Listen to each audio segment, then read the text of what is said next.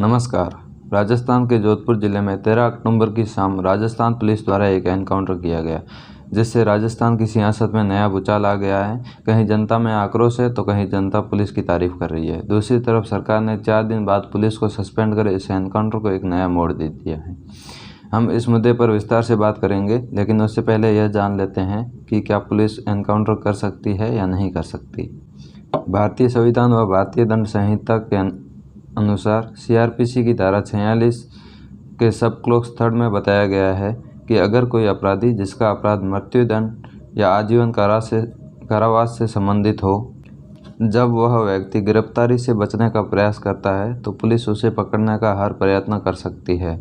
यहाँ तक कि पुलिस अपराधी को पकड़ने के लिए उस पर गोली भी चला सकती है। इसके अलावा भारतीय संविधान में अनुच्छेद 21 में जीवन जीने का अधिकार व भारतीय दंड संहिता के अनुसार व्यक्तिगत रक्षा का अधिकार है, जो व्यक्ति को अधिकार देता है कि अगर कोई व्यक्ति उन पर हमला करता है तो वह अपनी रक्षा के लिए हमलावर की जान ले सकता है, और यह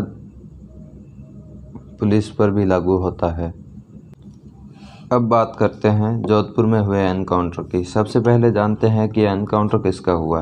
एनकाउंटर होता है लवली कंडारा का, जिसका वास्तविक नाम नवीन है, जिस पर जोधपुर के 8 अलग अलग थानों में 12 केस दर्ज हैं, जिस पर धारा 307, 308, 324, 341, 323, 375, 197, 148, 149, 120 व कई अन्य धाराएं भी लागू हैं। लवली राजस्थान पुलिस की निगाह में एक हिस्ट्री सीटर था। 13 अक्टूबर की शाम को पुलिस जब उसकी गिरफ्तारी के लिए गई तो वह भागने लगा और दोनों के बीच हुई मुठभेड़ में लवली का एनकाउंटर हो गया। लेकिन वास्तविक राजनीति होती है एनकाउंटर के बाद। वाल्मीकि समाज झाड़ू डाउन कर देता है और हॉस्पिटल से शव उठाने के लिए मना कर देता है और धरना दे देता है। इस धरने का कई राजनीतिक पार्टियां भी सपोर्ट करती है और पुलिस का विरोध करती है। 4 दिन चले धरने के बाद सरकार मांगे मानती है और चारों पुलिस वालों को सस्पेंड कर देती है और सीबीआई से जांच करवाने का आश्वासन दिया जाता है। इस प्रकार से संपूर्ण घटनाक्रम चला। लेकिन ये घटनाक्रम अपने साथ कई सवाल खड़ा करता है। आइए इन सवालों पर विस्तार से चर्चा करते हैं। सबसे पहला मुद्दा यह है कि क्या एनकाउंटर फर्जी था या फिर पुलिस उसे गिरफ्तार कर सकती थी या नहीं।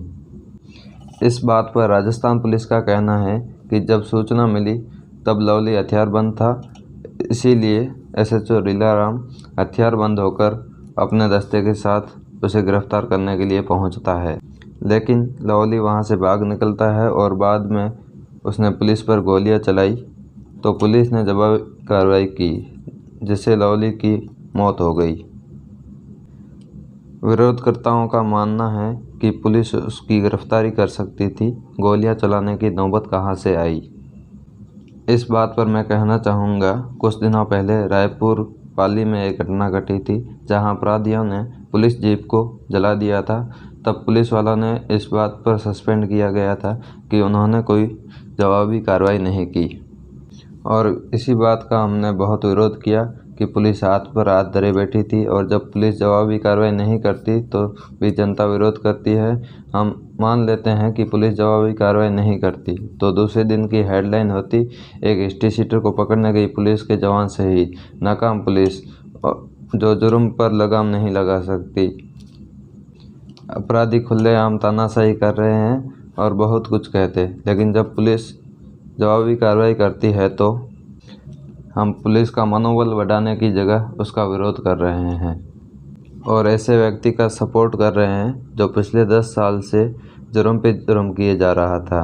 कुछ दिनों पहले ही जिसने होटल में खाना खा रहे एक व्यक्ति पर दिन दहाड़े तलवार से बहुत वार किए, जो अभी मरने की हालत में है।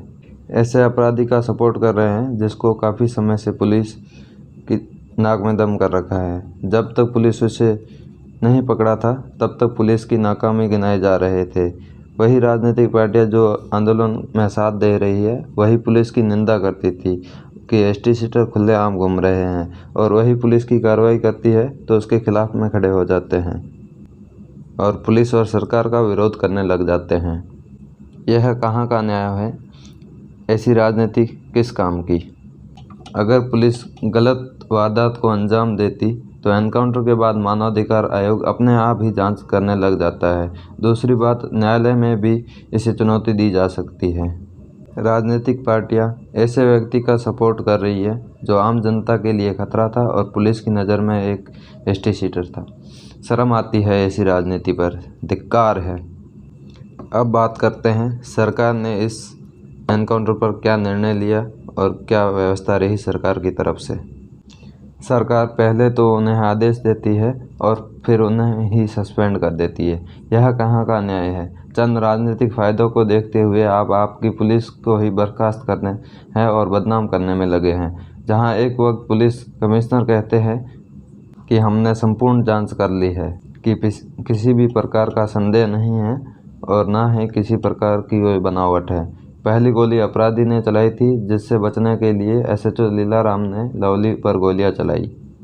जब पुलिस के आला दर्जे के लोग यह बात मान रहे हैं कि जब लीलाराम व उनकी टीम की कोई गलती नहीं है, तो सरकार को ये नौबत कहाँ आ गई कि उनको सस्पेंड किया जाना चाहिए। वही बात है भैया, सरकार को अपना वर्चस्व बचाना है, वोट बैंक के पीछे राजनीति करनी है। वह वोट बैंक के चक्कर में एसटी सीटर को भगवान का दर्जा भी दे सकती है। धिक्कार है ऐसी सरकार पर जो अपने अधिकारियों को चंद राजनीतिक फ़ायदों के लिए सूली पर चढ़ा देती है। सरकार बयान देती है कि हमने विरोध के दबाव में आकर सस्पेंड किया है, जबकि उनकी कोई गलती नहीं है। एक तरफ जहां संपूर्ण भारत में किसान विरोध कर रहे हैं, जिससे भारतीय अर्थव्यवस्था में काफ़ी नुकसान हो रहा है, वहां केंद्र की गलती होते हुए भी मानने को तैयार नहीं है कि, और दूसरी तरफ यहाँ सरकार की कोई गलती नहीं है फिर भी अपने अधिकारियों पर तलवार चला दी गई है। श्रीमान जी, अगर ज़्यादा ही दबाव था तो जांच का आदेश दे देते। जब आप अपनी पुलिस पर आपको पूरा विश्वास है कि वह सही है, तो पुलिस कर्मियों को सस्पेंड करने की ज़रूरत कहाँ थी। सरकार के इसी प्रकार के निर्णयों की वजह से पुलिस का मनोबल कम होता है। जहाँ एक तरफ राजनेता चुनावों में अपराध को मिटाने की बात करते हैं, वहीं सरकार में आने के बाद उन्हीं को बढ़ावा देते हैं। सरकार के इसी फैसले से अपराध को बढ़ावा मिलेगा और पुलिस का मनोबल कम होगा, क्योंकि सरकार तो अपराधियों का सपोर्ट करती है। धिक्कार है ऐसी सरकार पर जो अपने राजनीतिक फ़ायदों के लिए अपने जाबाज पुलिसकर्मियों का गला घोट रही है। धन्यवाद।